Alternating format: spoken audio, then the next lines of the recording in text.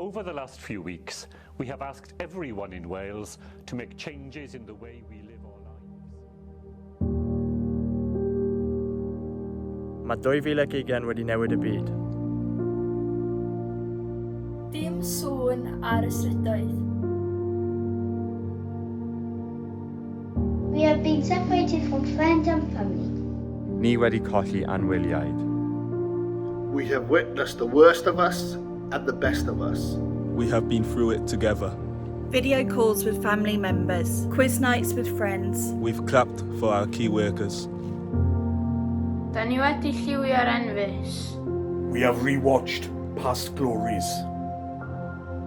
But we have all longed for the day of Cymru playing again. The red wall may not be present, But we need you now more than ever. Ond ni angen chi gyd nawr nag erioed. Those days are here now. Soon we'll be together again. Byddwn ni'n gyda'n gilydd eto'n fuan. But until then, we promise we will make the red wall proud. Rwy'n ni'n addo wneud y wal goch yn falch. Ni yw Cymru. We are Cymru. Together stronger.